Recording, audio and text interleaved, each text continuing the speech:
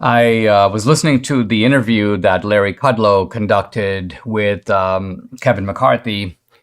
And Kevin McCarthy, I think, is getting impatient. Now, this is a guy who has been moving tortoise-like, not quite as bad as Durham, but nevertheless moving with circumspection, reluctant to open an impeachment inquiry without having everything in front of him.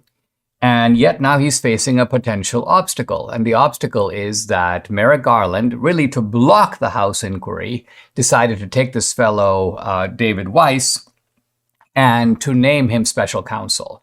Now, the point of this is not to up the ante, not to move the investigation forward, but kind of to close it down. David Weiss is really in Merrick Garland's back pocket, at least for the most part. This is a guy with a long history in Delaware. True, Trump appointed him, but as Trump himself said, I appointed him because basically the two senators in Delaware wanted him. So this is a kind of convention in politics. It doesn't make David Weiss a Trumpster to any degree.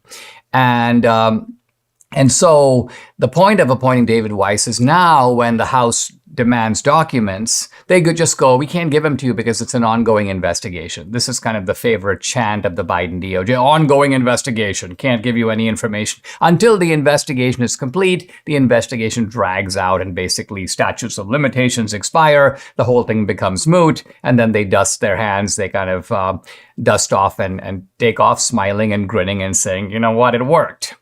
So Kevin McCarthy knows this. The people around him have told him he is not a dumb guy himself. And so he said, look, I'm asking for these documents. I need these documents and I need them now. And if I don't get them, we're going to open an impeachment inquiry because that means that we cannot be stopped in getting them. So I think this is a good development on the part of McCarthy. Now, looking to Joe Biden's defense in this whole situation. And by the way, the left is doing all kinds of contortions to come up with a defense that sort of works. All their old defenses have collapsed. Essentially, Joe Biden knew nothing about his son's dealings. Joe Biden was never present at meetings involving Hunter Biden's business partners. All of this is exposed as nonsense. And now you just have the money trail. I mean, when you have money that is going into shell accounts, when you have Joe Biden using multiple aliases, he's got fake names. I mean, this is like a cartoon criminal. You got a guy, in the mafia, Antonelli, call me fatso, call me this, call me that. I mean, this is really what we're seeing in front of us. So the left now goes, well, maybe the problem here is that Joe Biden did know, but he didn't really clearly convey to Hunter Biden that he needs to stop all this. So this is not illegal, but it is morally questionable. So now the left has moved to it's morally questionable.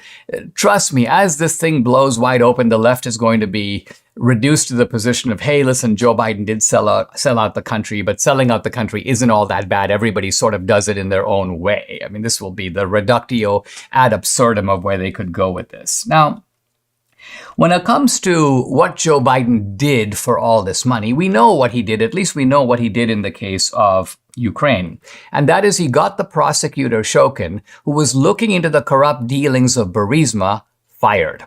Now, the real question is, Joe Biden has said, and I think, again, preparing for the defense that he might ultimately have to make, he said, well, it was U.S. policy to get this guy fired. And it was the policy of our allies. None of them liked this guy Shokin. They all thought we needed to clean up corruption in the Ukraine and getting the prosecutor. So let's pause. Firing a prosecutor looking into corruption at Burisma is fighting corruption? In the inverted world of Joe Biden, yes. He was doing nothing more than the bidding of U.S. policy. But this, of course, raises the interesting question. Was it the bidding of U.S. policy? And there's information coming out on that.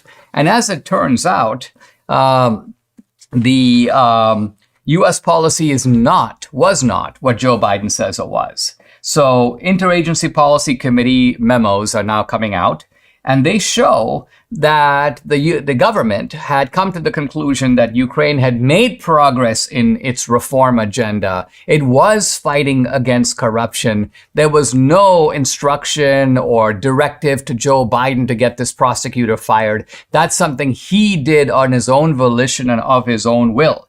Biden was actually told to go ahead and deliver U.S. federal aid to Ukraine, but he didn't do it. He's like, listen, I'm sitting on $1 billion. If this prosecutor isn't fired, I'm going to get on a plane and then you're not going to get the money. And they were like, oh, okay, we'll fire the guy. And they did.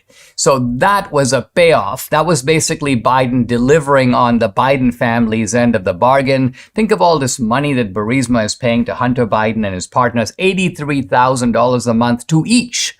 And so they're going to want something for that money. And they wanted this corruption inquiry shut down. And guess what? It was shut down and the prosecutor was fired.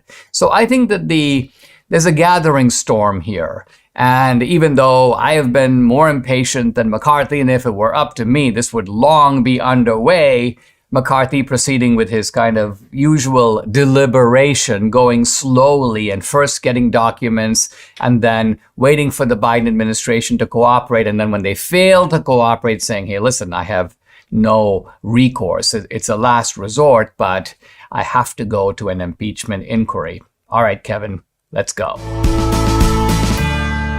Mike Lindell has a passion to help you get the best sleep of your life. He didn't stop at the MyPillow. He also created the Giza Dream bed sheets. Now, we have these sheets all over our home. We love them. The sheets look and feel great, which means an even better night's sleep, which is crucial for our overall health.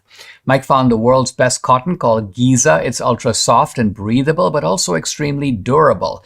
Mike's latest deal is the sale of the year. For a limited time, you get 50% off the Giza Dream Sheets, marking prices down as low as $29.98, depending on the size. Go to mypillow.com, enter promo code Dinesh. There you'll find not just this amazing offer, but deep discounts on all the MyPillow products, the robes, the pillows, the mattress topper, the towel sets, and much more.